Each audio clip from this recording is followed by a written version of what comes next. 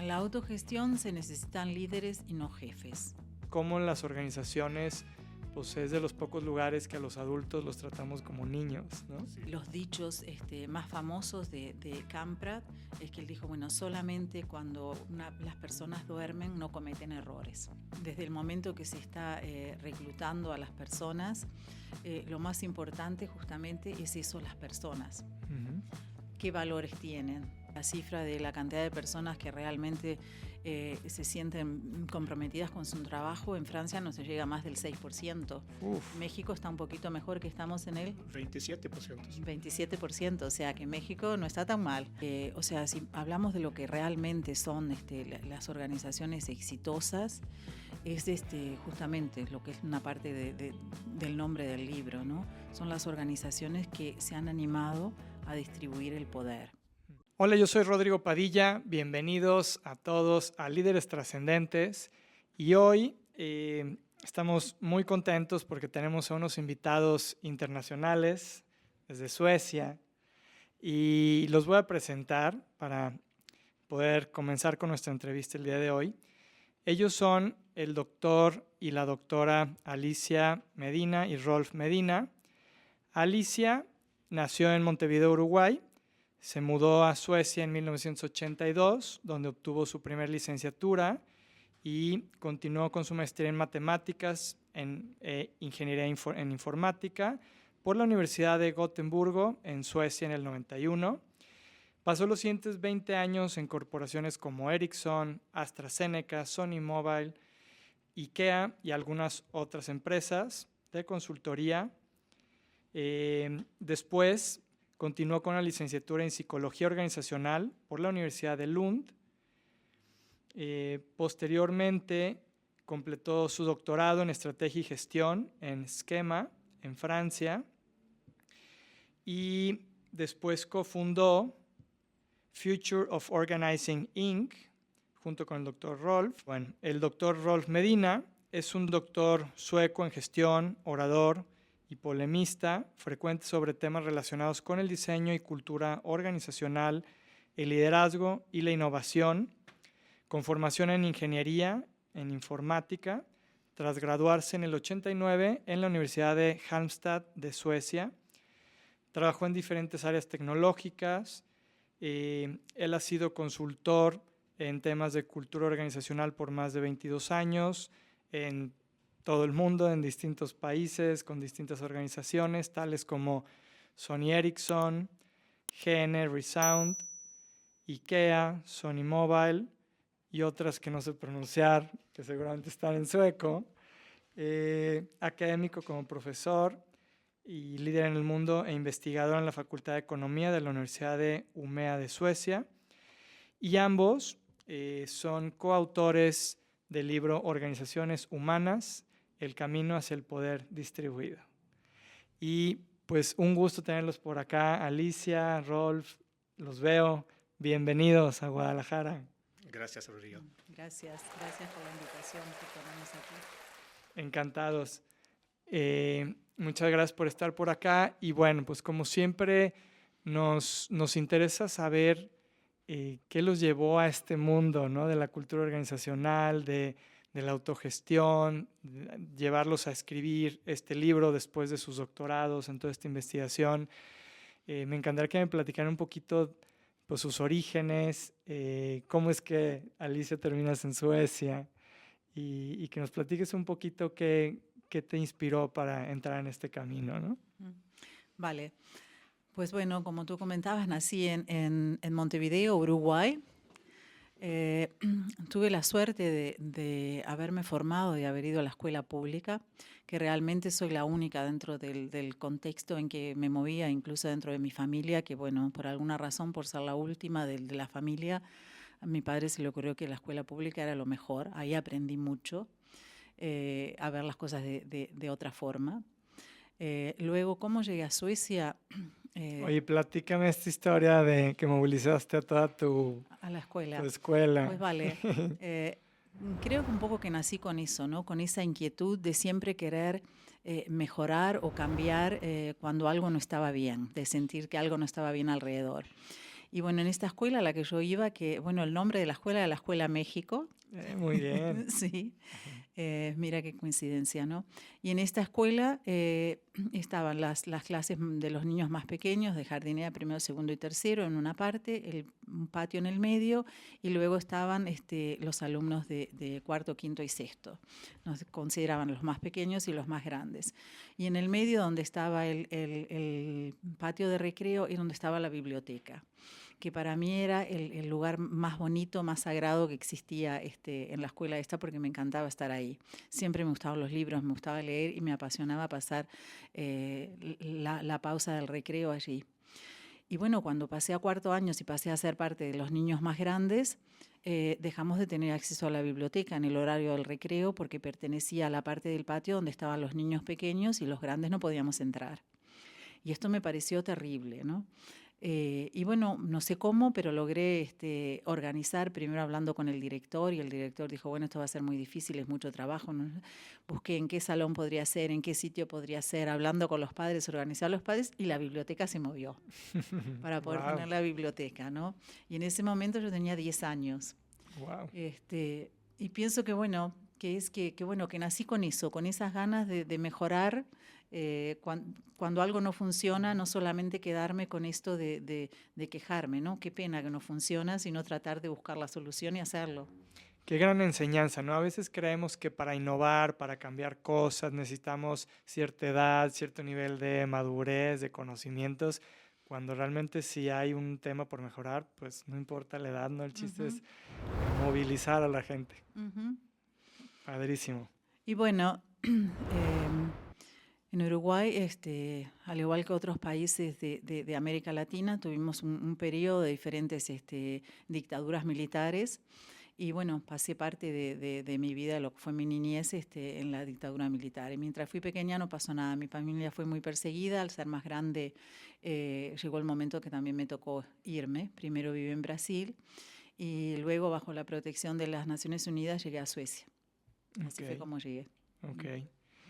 Y Rolf, ¿tú cómo entras en todo este mundo? ¿En qué momento?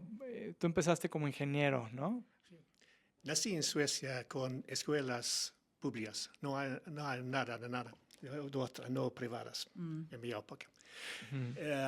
Soy ingeniero, sí, en mecatrónica, en informática. Y empecé a trabajar en una planta de acero. Trabajo en 7 años más o menos en esta, con la parte de informática. Pero un ambiente muy sucio, muy negro, muy duro, con mucho calor. Pero también la gente que trabaja en la producción tiene la responsabilidad de su trabajo. También se organizan su trabajo en el equipo. Tiene este tipo de manera para organizar el trabajo. No necesitaban un jefe para instruirlos. Se saben exactamente para hacer cada día. Si no había un problema o algo así. O sea, ellos mismos se organizaban en sus propias células. Sí. Había un tiempo en Suecia, en las 70s, 80s, 90s, se trabaja mucho con un tipo de autogestión. No exactamente que hablamos ahora, pero en esta época más. Tiene para delegar el trabajo para la gente. Sobre todo en la producción. En la producción. No en la parte administrativa, solo en la producción. A ti te tocó ser un jefe tradicional y estar en una estructura tradicional con burocracia y muchos niveles. ¿En qué momento te das cuenta que eso no era, o que había otras formas de organizar el trabajo en las organizaciones que pudieran ser probablemente más óptimas? Sí. El problema más grande de hoy es que el mundo se mueve mucho rápido que antes. Y la manera de organizar trabajo es todavía como en esta realidad de antes, cuando necesitamos organizar trabajo en una manera de instruir a la gente, las personas en la primera línea para hacer el trabajo. Y ahora tenemos una nueva realidad, que antes trabajábamos con las manos, los pies, y ahora con la cabeza y el corazón. Y la gente, las personas que hacen el trabajo, tienen más conocimientos que los jefes. Y antes, el jefe tiene más conocimientos que los trabajadores. De verdad. Hay dos realidades, una antes y una nueva. Oye, y este nuevo, hablabas de esta rapidez con la que va el mundo. ¿Qué han visto ustedes en las organizaciones con respecto a temas de salud mental, de estrés, ansiedad? ¿Creen que es similar a años atrás o esto está teniendo un impacto real de acuerdo a todas las organizaciones que les ha tocado ver en Rusia, en distintas partes del mundo, ¿no? En Asia, en América? Pues sí, está teniendo un impacto real y alcanza con leer y ver todas las estadísticas, ¿no? El nivel de estrés es cada vez mayor. La cantidad de personas que van a trabajar pero que en realidad ni siquiera están presentes en el trabajo, que simplemente, o sea, están presentes físicamente pero no están presentes con todo su yo, ha aumentado muchísimo más. Bueno, hay estadísticas que dicen que dependiendo de qué parte del mundo estés, las personas están totalmente desconectadas con el trabajo. A nivel mundial, ¿no? A nivel Independientemente. mundial, A veces creemos que en los países subdesarrollados solamente nos pasa y realmente es en todos lados, Es ¿no? en todos lados, ¿no? Si miramos la cifra de la cantidad de personas que realmente se sienten comprometidas con su trabajo, en Francia no se llega a más del 6%. Uf. México está un poquito mejor, que estamos en el 27%. 27%, o sea que México no está tan mal. Pero 27 no es bueno. Claro, no es bueno, sí, no es pero bueno. se oye muy bueno contra el 6. Sí, Claro, contra el estamos muy lejos de que sea bueno. Y eso quiere decir que, claro, ahí las organizaciones se están perdiendo el potencial de todos los otros, los que realmente no se sienten conectados, ¿no? con el trabajo. La cantidad de personas también que el ausentismo por enfermedad y por estrés es algo que está que va avanzando cada vez más en todas partes del mundo, ¿no? Sí, de hecho, por eso nace aquí en México la norma 035, que viene de una iniciativa de la Organización Mundial de la Salud, que se dio cuenta junto con varias secretarías de salud de varios países que ya no hay dinero que ajuste para atender iba a decir la salud pública, pero es la enfermedad pública, ¿no? Estamos las organizaciones enfermando demasiado a nuestros colaboradores. Entonces necesitamos reinventarnos, ¿no? Para evitar eso. Y platíquenme algunos ejemplos con los que ustedes trabajaron en varias empresas internacionales, ¿no? Que a veces desde fuera tú las escuchas y pues suena como que todo les funciona bien al interior. Pero platíquenme un poquito estos contrastes que les tocó vivir. Y no es que sea bueno o malo, sino pues son las culturas que tenían por X o por Y, por las fusiones que les tocaron pasar, por X. Si me pueden compartir un poquito de las organizaciones en las que han pasado, cómo han sido distintas en cuanto a unas más enfocadas en resultados, en producción y otras más enfocadas en la persona, en el medio ambiente. ¿Qué empresa se les viene a la mente? Yo trabajaba con Sony Ericsson muchos años, en 2004, 5, 6, 7 o algo así.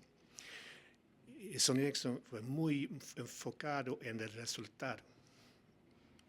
Va a hacer cosas muy rápido, focus en los productos, en esto muy poco en las personas. Esta empresa no existe hoy. Sí. Al mismo tiempo trabaja bastante mucho con IKEA, que abrió una tienda acá en Sí, Guadalajara. acaban de abrir. La semana pasada. Exactamente. Esto tiene una cultura más enfocada en las personas, en los colaboradores. Sí, es una cultura totalmente diferente, ¿no? Donde, por ejemplo, desde el momento que se está reclutando a las personas, lo más importante justamente es eso, las personas. Ujú. ¿Qué valores tienen? La competencia y el conocimiento o el tipo de estudio que la persona haya tenido tiene importancia, pero es una importancia secundaria. En primer lugar, se busca que sea la persona correcta, con los valores correctos, porque se considera que, bueno, que el resto se puede aprender. Claro. Y eso hace de que sea una cultura totalmente diferente, ¿no? También es una cultura que, bueno, que realmente ha sido creada, diseñada y vivida por el que fue su fundador, que fue Kamprad, y bueno, y toda la gente que luego lo ha seguido, ¿no? Y hoy es un coloso mundial, pero realmente han podido mantener su cultura y implementarla en cada uno de los países y los sitios donde están. Tocaste un punto fundamental. El fundador fue el que empujó toda la cultura, ¿no? Al final de cuentas, la organización es un reflejo de la cultura y los valores del líder o del dueño, ¿no? Y en este caso, ¿qué anécdotas recuerdan del fundador que fomentara ese liderazgo más humano? Bueno, del fundador hay muchísimas anécdotas, ¿no? Pero creo que una de las que vale la pena destacar es eso, ¿no? De que él siempre fue muy accesible, él estaba accesible para todas las personas. Él siempre hasta el final de sus días, cuando visitaba las diferentes tiendas, realmente se sentaba a tomar su café y a estar o a almorzar con el resto del personal, pero una de las cosas, quizás de las anécdotas más bonitas, es como él iba súper temprano, a eso de las 4 de la mañana, cuando están llegando todos los camiones con la mercadería, y él recibía a todos estos transportistas de los camiones, les pedía que, bueno, han hecho todo este recorrido, han estado toda una noche conduciendo, ahora es el momento de sentarse, tomarse un cafecito, y él era el que le servía el café. Wow. Nunca hizo de que a una secretaria ven, tráele, no, era él el que les servía el café. Y también es muy importante que el café y una salchicha es muy barato en las tiendas. Sí, él quiere de todo el mundo viene a la tienda para estar en la tienda, comprar cosas, pero también tomar un cafecito, comer en salchicha. La salchicha, sí. Para él, claro, él siempre consideró y siempre quiso de que las tiendas de IKEA no fueran solamente un sitio donde estás vendiendo, que sea un sitio que solamente es el comercio lo que importa, sino que sea un lugar de encuentros, un lugar de inspiración. Y en ese lugar de encuentros y de inspiración que puedan ir todos, las familias, los mayores, los niños, los que sean, y que todos tengan acceso, ¿no? Y por eso tanto el café como las salchichas, como los bollitos estos que se venden ahí, todo es a un precio súper accesible, ¿no? O sea, al final de cuentas, lo que buscaba era no solamente enfocarte en la parte comercial, sino crear comunidad, momentos de unión, de familia, de amistad, de inspiración. Exactamente. Platiquen un poquito ustedes que les tocó trabajar directamente en IKEA. ¿Cuáles eran esos valores con los que todavía hoy por hoy continúa IKEA? Él impulsa una serie de valores, ¿no? Entre ellos está la simplicidad, el liderar a través del ejemplo, el ser muy consciente de las finanzas y de lo que son los gastos, el realizar las cosas juntos, y el intentar hacer cosas nuevas o el innovar, pero solamente cuando tiene sentido, ¿no? Como diciendo, bueno, aquí queremos cambiar, pero no podemos hacer algo, pero no porque sí, o sea, que haya un motivo, ¿no? Detrás de esto. ¿Cómo encuentras esa línea delgada entre qué es? Porque cuando hablas de innovación, pues puedes volar, ¿no? ¿Cómo encuentras esa línea delgada entre lo que puede estar permitido o hay que marcar ciertas reglas del juego? A nivel, por ejemplo, de productos, IKEA ha sido una de las empresas sumamente innovativas, ¿no? De crear cada vez productos más innovativos, de innovar tanto en la función del producto como en los materiales, ¿no? Del producto, ¿no? Pero para ser fieles a esa otra parte de lo que es el propósito, que es llegar a la mayor cantidad posible de hogares con muebles y cosas para el hogar, pero a la vez de cuidar las finanzas y de la simplicidad, han hecho de que, bueno, vamos a tratar de usar el mismo tipo de materiales y de cosas afines. Entonces, los innovadores, ellos reciben un kit. Entonces, puedes innovar en base a este tipo de materiales para que no a cada uno se le ocurra cualquier locura que luego no es compatible o no es posible en el momento que esto se va a industrializar, porque serían costos muy amplios, ¿no? Sí, un material muy costoso y ya no. Ajá. Entonces, en ese kit es donde se dan determinadas pautas. No es que sea tan estricto, pero ahí están las pautas, ¿no? Pero también es permitido para hacer errores. Y Mm. probar cosas nuevas. Es permitido. Es una manera para aprendizaje nuevas y innovar nuevas cosas. Uno de los dichos más famosos de Camprad es que él dijo, bueno, solamente cuando las personas duermen no cometen errores, que es uno de los más conocidos y más famosos, ¿no? Como diciendo, bueno, mientras estamos despiertos y hacemos, nos vamos a equivocar. Claro, fíjate que eso es un gran aprendizaje que necesitamos en Latinoamérica adquirir, porque yo siento que en Latinoamérica vemos el fracaso como un escalón hacia abajo rumbo a la ruina.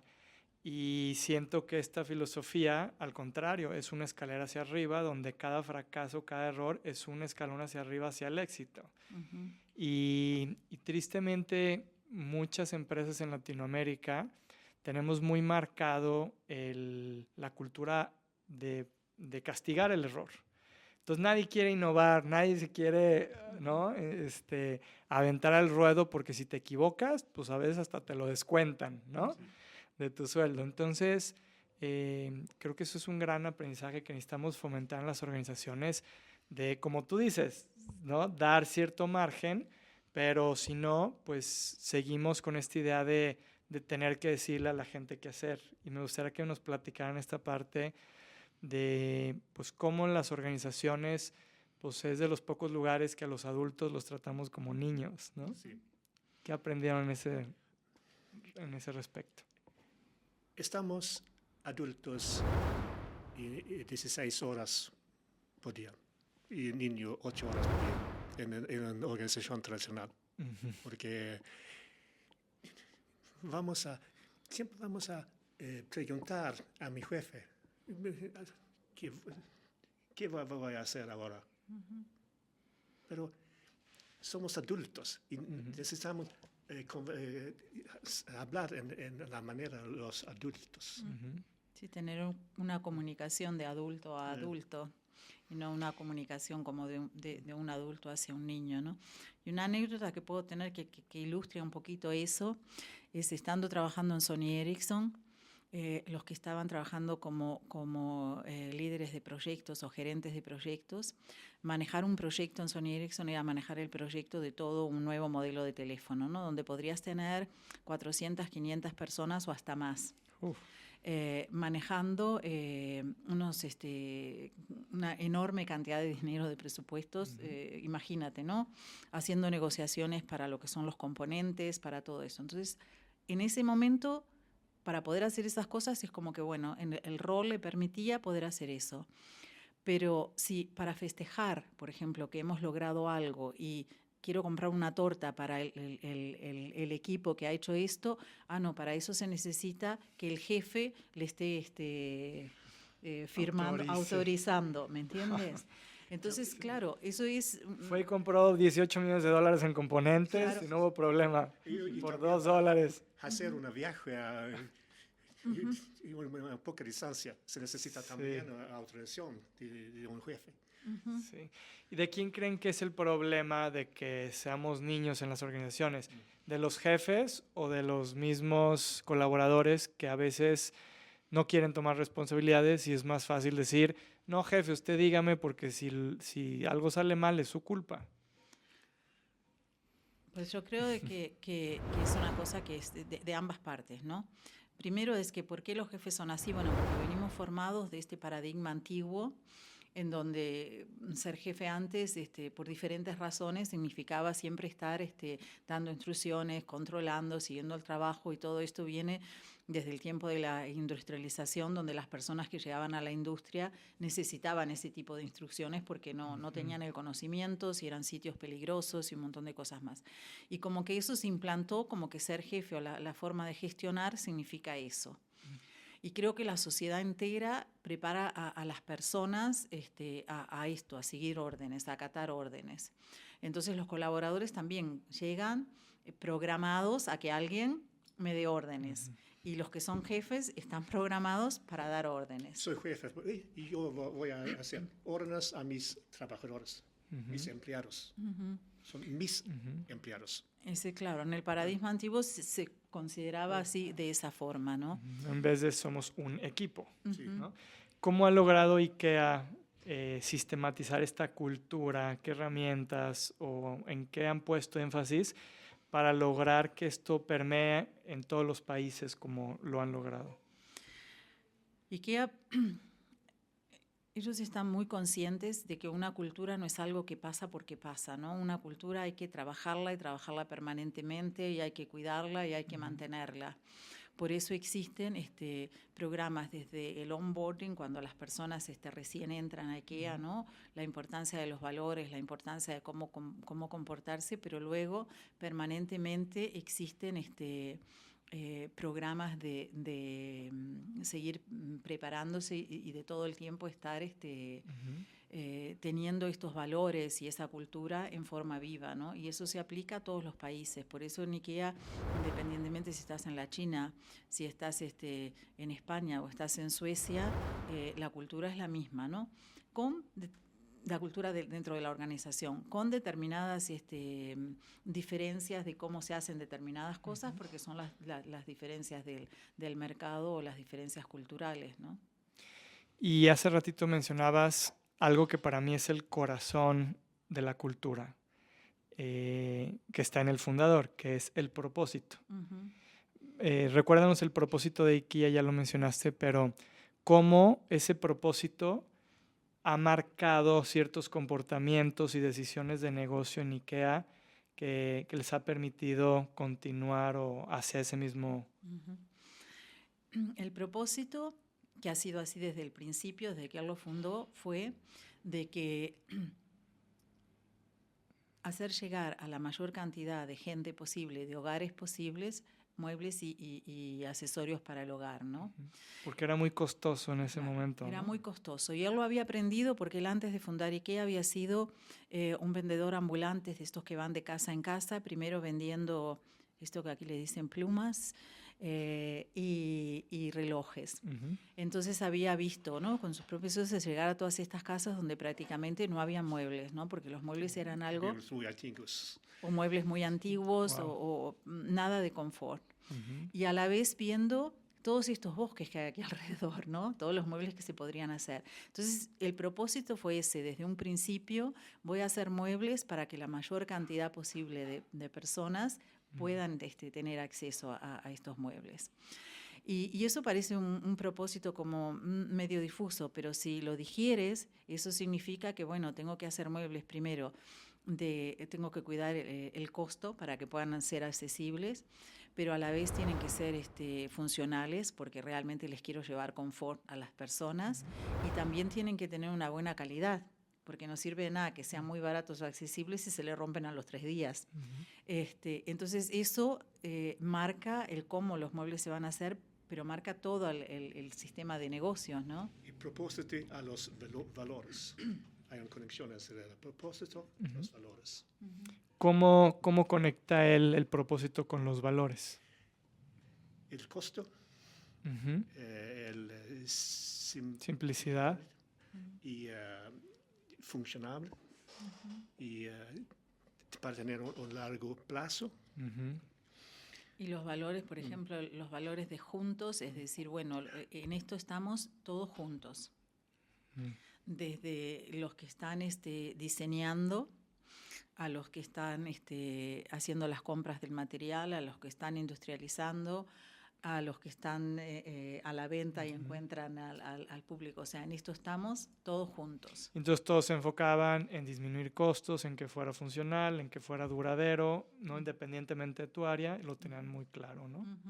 Por eso los vendedores de IKEA no reciben comisión, no existe la comisión en IKEA. O sea, el vendedor está para poder ofrecerle al cliente lo que va a ser mejor para el cliente. No lo más caro para así me llevó la mejor comisión. Claro. Sí, o sea, al final de cuentas tienes que poner incentivos a lo que quieres motivar. Y si tú lo pones en el valor, pues van a ir a venderlo más caro, ¿no? Claro. Sí, súper claro. Platíquenme un poquito de algún común denominador que hayan encontrado ustedes que funcione en una cultura óptima en una organización, que hayan encontrado a lo largo de tantos países y tantas organizaciones que crean que independientemente de la cultura funcione en una empresa. Sobre todo si pensamos en todas las organizaciones que estudiamos durante la investigación que hicimos. ¿Cuántos años fueron? La investigación esa duró 3 años. Okay. Estaba planeada 2 y como vino la pandemia terminó siendo 3 años. Y bueno, investigamos más de 100 organizaciones, ¿no? ¿De todos los tamaños? De todos los tamaños, de diferentes partes del mundo, muchas son europeas, pero de diferentes partes del mundo, algunas muy grandes, otras pequeñas y de diferentes áreas. Empezamos en Suecia después, ¿cómo se dicen? Fuimos extendiéndonos a otros sitios, ¿no? Y bueno, mirando también, aparte de la investigación, lo que ha sido nuestra experiencia anterior, el común denominador que yo diría es la comunicación, ¿no? Y cuando me digo a la comunicación es cómo nos comunicamos entre las personas, cómo nos relacionamos, para que no sea simplemente emitir algo que la otra persona no lo ha podido recibir, que el receptor no lo puede entender. Y en eso está un poquito realmente de ver a las personas y de adaptarse al que te está escuchando, ¿no? O sea, de decir, bueno, te estoy diciendo algo, pero es porque quiero que lo entiendas, quiero que te llegue y porque tú existes, porque te veo. Ok. Y una organización es personas, relaciones y tareas. Y personas y relaciones es comunicación. Es súper importante. Es el fundamento. Y en todas estas organizaciones, y su libro habla de organizaciones humanas, al final de cuentas, ¿qué pasa en estas organizaciones que ponen al centro a la persona de distintas culturas? ¿Encontraban algún común denominador? O sea, ¿encontraban mejores formas de organizar el trabajo o no? ¿O en unos lados sí, en otros lados no? ¿Cómo fue ese descubrimiento? Pienso que las formas a veces también pueden estar influenciadas, ¿no? Por lo que es la cultura del país y por lo que es el contexto, por supuesto, ¿no? Y cada país tiene también sus leyes y su normativa y en eso están las diferencias. Pero creo que, o sea, si hablamos de lo que realmente son las organizaciones exitosas, es justamente lo que es una parte del nombre del libro, ¿no? Son las organizaciones que se han animado a distribuir el poder. Distribuir el poder significa muchas cosas, ¿no? Porque si pensamos en las personas, no son solamente pensar en los colaboradores, sino que también es pensar en los gerentes, también es pensar en los dueños de las empresas, que ellos también tienen una carga de estrés enorme cuando esto está solamente concentrado en ellos, ¿no? Cuando ellos tienen que ser los superhéroes, que tienen que tener todas las respuestas, trabajar más que nadie, estar más que nadie. En las organizaciones humanas y exitosas, esto está más distribuido, somos todos, no es una persona tomando las decisiones y estando solo con los problemas y tener que buscar soluciones. También las soluciones las buscamos entre todos. Y pienso que las exitosas, independientemente de qué sitio del mundo, todas tienen eso en común. El poder, al final de cuentas, cuando está tan concentrado, pues a veces la gente se siente bien, ¿no? Porque tiene demasiado poder, pero eso trae consecuencias. Al final de cuentas, pues tienes que tener, o sea, tienes más responsabilidad, tienes que supervisar más cosas, tienes que tomar todas las decisiones y el que tú lo puedas distribuir y compartir, pues también te quita peso y yo creo que es más sano, ¿no? Al final de cuentas. Sí, claro. Es más sano para todos, para la organización, porque la organización también está utilizando el potencial de todas esas personas y mucho más sanos para los gerentes y para los mandos altos que no tienen que tener esa carga. Sí, absolutamente. En organización normal ahora, un gerente o un jefe usan aproximadamente 80% del tiempo para administración y 20% para el liderazgo. En este 80%, la mayoría de este 80% se pueden distribuir al equipo. Y para los jefes se pueden estar en liderar. Enfocarse en liderar y no en administrar el trabajo de otros. Cuando dices enfocarse en liderar, ¿qué es para ti liderar? ¿Qué significa ser líder en este nuevo modelo? El líder en este modelo es más como un coach, que ayuda a crecer a las personas, que las ayuda a buscar soluciones, o sea, que no es él el que tiene que dar las soluciones, sino que crea este espacio para que todos puedan participar y crear soluciones. Liderar también es poder escuchar, poder ver al otro y poder escuchar. Y pienso de que los líderes de las organizaciones tradicionales que están tan sobrecargados y tan estresados no tienen esa posibilidad, no porque no quieran escuchar. Y también trabajar más con el coordinador, coordinar cosas y ayudar a las personas para hacer el trabajo más efectivo.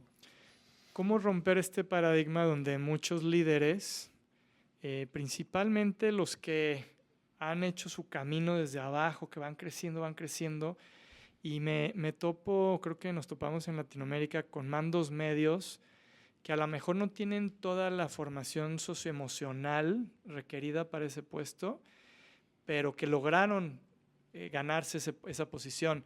Pero muchas veces estas personas pues ahora les toca fregarse a los demás, yo ya llegué y no te voy a ayudar a que seas mejor que yo, porque si no me vas a brincar, ¿no? ¿Cómo romper esta falsa idea para esos líderes, para que realmente quieran sacar lo mejor de los demás, a pesar de que puedas desarrollar gente que te supere en capacidades, ¿no? ¿Cómo romper o cómo lograr un sistema donde todos ganen y no te sientas amenazado? Pues bueno, es una gran pregunta, ¿no? Y no es tan fácil de lograr, ¿no? Primeramente pienso de que tenemos que pensar que, bueno, independientemente del cargo, el sitio donde tenemos, somos todos humanos, ¿no? Y empezar a pensar por ahí, ¿no? ¿Cuáles son mis necesidades y cuáles pueden ser las necesidades del otro? Pero pienso que una de las formas de poder romper con todo esto es realmente de poder inspirar, ¿no? De poder mostrar ejemplos de organizaciones y de otros líderes y de otros cargos medios donde realmente se ha tomado ese paso y qué es lo que significa, ¿no? Porque estas personas que han llegado a eso, y sobre todo si tú dices de quizás no teniendo todo lo que se necesitaría, creo que están sufriendo más que todos los demás. Están sufriendo el sentirse que quizás no siempre están ofreciendo las mejores soluciones, una gran carga y un peso sobre sí, y creo que en definitiva no son felices, ¿no? Y yo pienso de que se trata un poquito eso, de como darles una invitación a probar algo nuevo, a animarse a probar algo nuevo, y que lo que viene después va a ser mucho mejor. Y también ver esto con un camino, pero paso a paso, hacer cosas paso a paso. No una transformación o algo. Esto es un camino, probar cosas nuevas, pensar capaz para incluir otras personas en tomar decisiones. No es decisiones de mi decisión, es una decisión en el equipo. Y incluir personas con conocimiento en las tareas, en decisiones. Sobre todo si se toman las decisiones y en forma participativa, las decisiones siempre van a ser más ricas. Aunque siga siendo el líder el que es el responsable de tomar la decisión, pero si ha dado participación va a tomar muchas mejores soluciones. Lo que quiere decir que él también va a brillar un poco más. Claro. Y no se trata de perder, sino que se trata de ganar. Claro. Y creo que pueden aquí sumar un par de cosas. O sea, uno definitivamente creo que es comunicación. Ustedes me dirán si lo creen así o no. Es decir, si es el líder, creo que muchas veces está asumiendo cosas, ¿no? Pero si hay una comunicación donde se le explica, ¿no?, el nuevo modelo, y que a él también se le acompañe para que también él vaya creciendo en otras competencias, en otras... Sí, por supuesto, por ahí se empieza, ¿no? O sea, los líderes, si una organización toma la decisión de, bueno, voy a empezar a transitar este camino, es una de las cosas que más se necesita hacer, es realmente esa formación, ¿no? Es el trabajar con esos líderes, darle la posibilidad de que puedan crecer como líderes, como personas, de que puedan entender y que también ellos encuentren su propio camino. O sea, cuando decimos, por ejemplo, esto de distribuir el poder o distribuir tareas, no es que todos tengan que distribuir exactamente las mismas. Quizás hay cosas que a mí como jefe no las siento, no, estas son imposibles que se las largue a otros. Bueno, no empieces por ese lado, puedes empezar por otro, ¿no? Entender ahí también que somos personas y que lo haremos en forma diferente. Ustedes en su libro hablan de distintos tipos de liderazgo, ¿no? Del famoso liderazgo situacional, transaccional, transformacional. Aquí hablamos de líderes trascendentes. Para ustedes, e incluso hablan de liderazgo en la autogestión. ¿Cuál será la diferencia, si hay algunos mejor que otros, o si al final de cuentas regresamos al situacional, que dependiendo en la situación hay que tener un estilo u otro, o qué han aprendido en este proceso de las organizaciones humanas y autogestionadas? Si hablamos de la parte del liderazgo en el momento de tomar decisiones, por ejemplo, pienso que, bueno, que también hay que entender que independientemente de que estemos, por ejemplo, en una organización totalmente autogestionada, van a existir determinadas decisiones que tienen que ser tomadas en forma autocrática, porque son decisivas, ¿no? Que eso también está importante aclararlo para que no sea esto, ¿no? Pero si no, se trata de el líder participativo, el líder donde hablamos mucho de que no es solamente el método o las diferentes formas, porque todas estas tienen sus pros y sus contras, si eres de una forma o eres de otra, ¿no? Sino se trata mucho de lo que son las cualidades, qué es lo que necesitamos hoy, qué es lo que estas organizaciones necesitan por un líder. Necesitan un líder empático, un líder que sea auténtico, un líder con la capacidad de escuchar y que sea sentir esta compasión por los demás. Y se sienta estar en parte del equipo, no arriba del equipo, en parte del equipo. Ustedes mencionan que para mí es fundamental la parte del servicio, liderazgo de servicio. ¿A qué le llaman o por qué lo ven importante? Bueno, el liderazgo de servicio se trata de decir, bueno, de que el líder, y esto viene mucho de los que son dentro de los métodos ágiles y del agilismo, donde se considera que el equipo, las personas del equipo son realmente los actores, son los que están haciendo, son los que están produciendo. Y para que ellos puedan hacer y producir de la mejor forma, necesitan a alguien que los ayude, que los sirva, ¿no? Entonces, el liderazgo de servicio se trata un poquito de eso, de poder entender las necesidades del equipo y ayudarlos con esas necesidades, ¿no? Brindarles esos que necesitan. Facilitárselos como un facilitador. Ajá. Es importante para también tener un balance entre las personas, el lado humano, y el sistema, los procesos, tomar decisiones, como comunicación, también enfocarse, tener una balance entre las dos cosas. Es muy importante. Claro, si nos enfocamos, que también lo decimos, ¿no? Un poco en el libro, si solamente nos enfocamos en la parte humana, si bien decimos que las personas tienen que estar en el centro y descuidamos toda la parte de lo que es el sistema, ¿no? Y dentro del sistema está cuál es el marco que tenemos, cuáles son las reglas, qué principios, cómo nos movemos, cómo tomamos decisiones, va a haber un desbalance que tampoco es bueno para la organización. Sí, tiene que ir de la mano, ¿no? La parte de instalar sistemas óptimos, porque pues a lo mejor todo el mundo bien buena onda y servicial y empático, pero trabajas 18 horas al día, ¿no? Al final de cuentas terminas desgastado, ¿no? Entonces tiene que ir de la mano uno con otro. Hemos hablado un poquito o hemos mencionado el tema de autogestión. Para los que probablemente lo están escuchando por primera vez, ¿cómo definirían la autogestión y si es esto viable en Latinoamérica? Sí.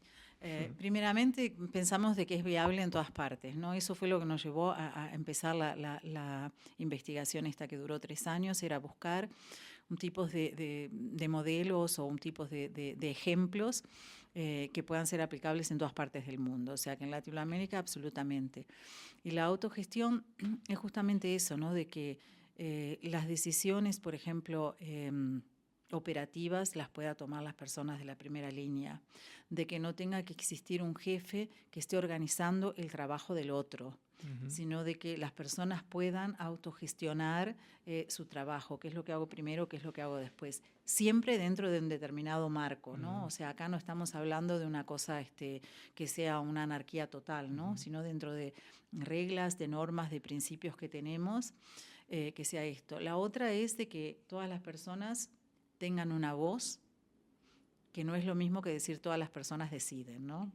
Se escucha a todas las personas, se toma en cuenta lo que piensan, pero bueno, existen los diferentes grupos o foros que van a tomar diferentes decisiones. Sí. Toman decisiones entre el área de responsabilidad y se necesita mucha estructura y liderazgo en el equipo. Y el equipo organiza el trabajo entre el equipo. En la autogestión se necesitan líderes y no jefes. Y yo creo que es como cualquier deporte. O sea, los deportes funcionan y han funcionado por siglos porque tienen reglas súper claras y todo el mundo las entiende.